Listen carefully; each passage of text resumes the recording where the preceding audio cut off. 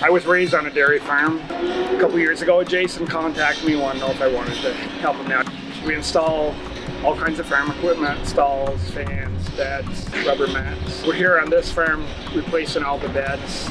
We're installing the Animat one. It's a foam product. We have a fabric with a rubber membrane on the outside of it, so it keeps the actual pad itself dry. Once they're in, they're basically maintenance free. Most cows weigh 1,400 to 1,600 pounds, so it's got to be a durable product to hold up from that. Cows going in and out every day to lay down.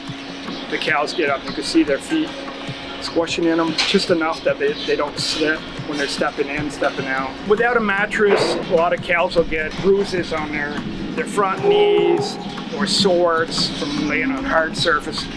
It's like having a mattress on the bed compared to laying on the floor. It's a big difference for a cow. They have monitors on their cows, and their cows' resting time has increased. He said the cows get up and down out of bed a lot easier now, a lot quicker.